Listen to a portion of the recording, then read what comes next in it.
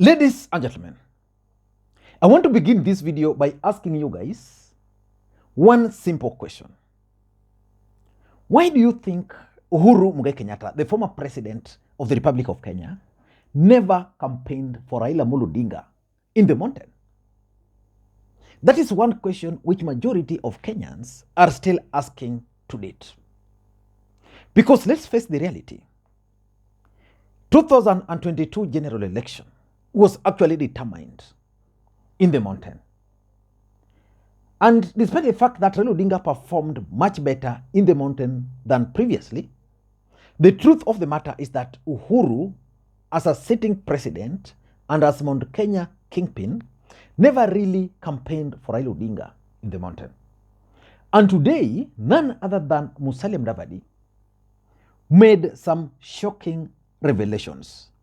Let me just play for you the clip by Mudavadi because I don't really want to edit this video, so I'll just play the short clip by Mudavadi. Just listen to Mudavadi. Ama niwache. Sorry, let me start it. Na mimi nataka nimwambie ukweli. Ama niwache.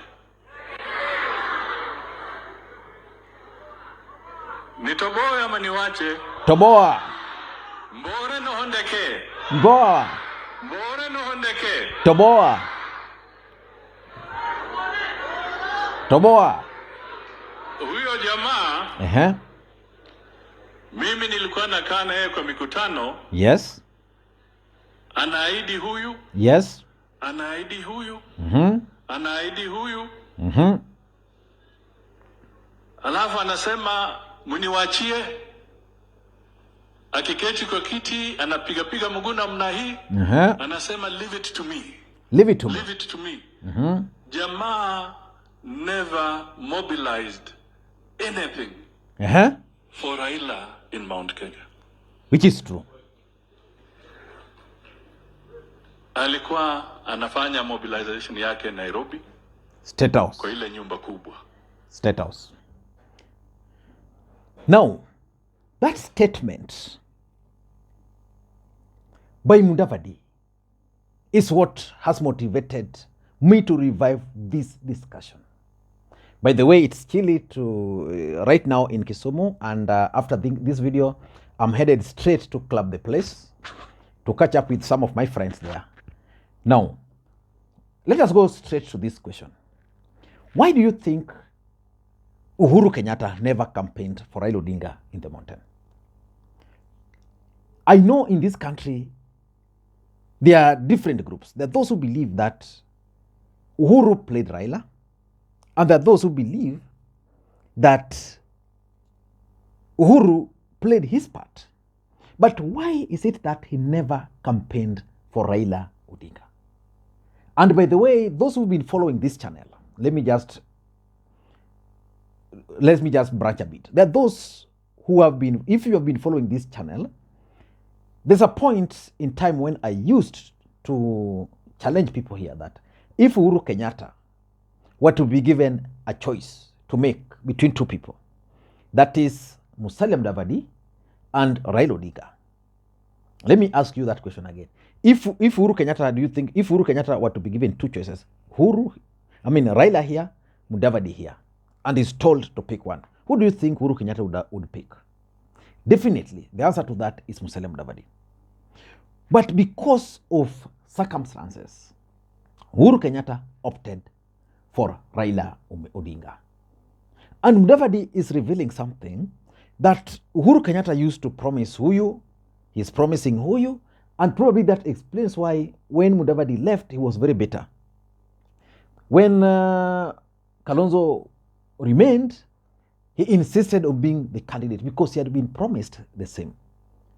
But why do you think Uhuru never campaigned for Raila Odinga? For me, I tend to think that the historical hatred amongst the Kikuyus against the Luos is just too deep. And it will take time for Kikuyus to start viewing Luos as people capable of leading this nation. It is changing. But if you follow the politics from the time Jaramogi fell out with Kenyatta, up to now, there is that hatred. And Uhuru Kenyatta actually entrenched him. Remember, after 2002, Raila Odinga became the darling of the mountain. Then after he's followed with Kibaki, the hatred was cemented again. Then when Uhuru campaigned in 2013, he worsened it using the ICC. In 2017, when he was seeking his second re-election, Uhuru Kenyatta went further and hired the services of Cambridge Analytica. Cambridge Analytica made it possible for the Kikuyu nation, even those who are educated, to view Raila Odinga as a devil. So by the time Uhuru Kenyatta now started campaigning for Raila Odinga, it was too late.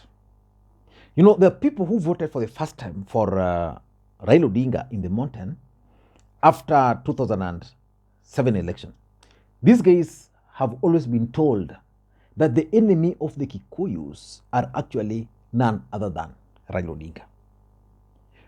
So because of the historical hatred, the ground was hostile for Uhuru Kenyatta. Of course, William Ruto had done his thing. He had decampaigned Uhuru, he had painted Uhuru as a betrayer, and he had managed to sneak inside the bedroom of the Kikuyu nation.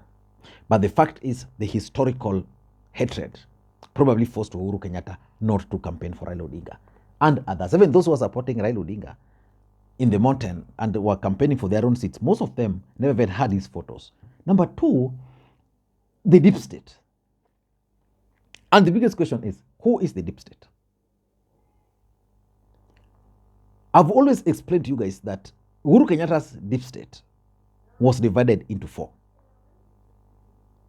And they took advantage of Uhuru Kenyatta. Uhuru Kenyatta would spend most of his time in State House with a few cliques who would always mislead him, most of the time over a beer. But the deep state were divided. There were those who supported Raila Odinga, who wanted Raila Odinga to be the president because they believed he had the chance. There were those who believed on a compromise candidate, people like Mudavadi or Kalonzo being the presidential candidate. Then there were those who wanted one of their own, Matiang'i being deputized by someone, let's say, the former cabinet secretary for health, Mutahi Kagwe. And then there were those who were still sympathetic to William Ruto. Now, the truth is, out of these four groups, only one was for Raila Odinga. So it made it possible for Ruto to penetrate the deep state. And that can explain why someone like Monica Joma, who was a powerful cabinet secretary during during Uhuru Kenyatta's regime, is still serving William Ruto, and she keeps on being promoted. It means she was there, but sympathetic to Ruto. Just the other day, I saw one of the gentlemen called Kennedy Ogeto, who was the former Solicitor General, being appointed by Ruto to be the legal advisor to William Ruto. You know, that level is just the level of almost Attorney General, legal advisor to the president or to the government. Then you ask yourself, what is the role of the Attorney General? But why would he pick a guy who was a member of the security team which went to Bomas? Because remember, there's the issue of Ogolla. People are saying that Ogolla cannot be elevated to be the head of the army or the KDF. But because they are saying he can't be promoted because he was part of a team which went to Bomas. Ogeto was one of the members who went with Ogolla to Bomas. Ogeto has been elevated. Why? Is it possible that Ogeto was also working with Ruto silently? So the truth is, William Ruto was able to capture deep state, something which Uhuru Kenyatta failed. That explains why even right now he's finding it very difficult to take charge of the system despite the fact that he's out. You know, former presidents always control the country until after some months. Hii ya Uhuru imeenda. Uhuru doesn't have any control. Hii imeenda. Everybody was associated with Uhuru Kenyatta. Most of them gone. The other reason is that Uhuru assumed he underrated Ruto. Uhuru assumed that because the mountain voted for him, in 2013 and 2017, they were just bitter, and that at some point he will just wake up, go and herd them like cows. They rejected that. So because of that, Uhuru Kenyatta is currently a man under siege. But the other question which we should be asking ourselves, what could Uhuru have done for Raila Odinga? For me, Uhuru Kenyatta would have done so much for Raila Odinga. Of course, I know he availed a conducive environment for Raila Odinga. The last campaign for Raila Odinga was the easiest. He had the money at his disposal. Raila Odinga could access any other place, you know.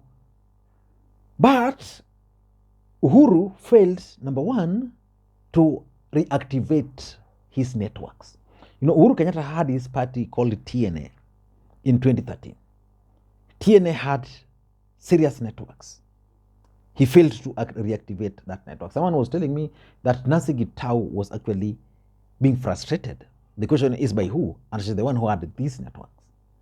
This network would have been used by Uhuru Kenyatta effectively to campaign for Raila Odinga, even in even in his own absence.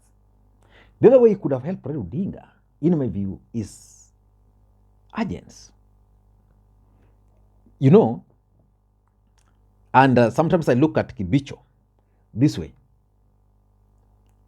and I see what is happening to Matiang'i this way, and I get convinced that Kibicho, Karanja Kibicho,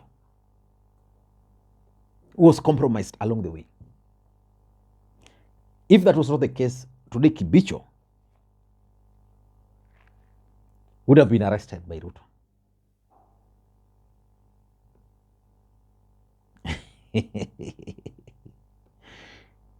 He would have used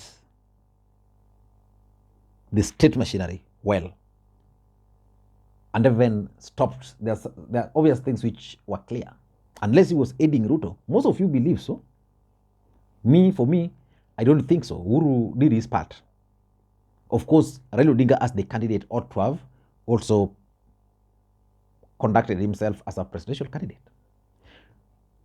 But again, the other question is, how come Uhuru Kenyatta's close allies left him?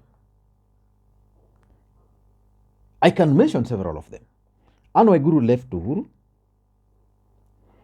Justin Muturi left Uhuru. Justin Muturi has been with Uhuru for a long time. There are several others who left Uhuru Kenyatta. And the question is, why were these close allies leaving? Is it possible that these allies of Uhuru Kenyatta were telling Uhuru Kenyatta, please do this, and he was not doing? Or is it possible that a new team came up and kicked them out? You know, certain things are not really adding up.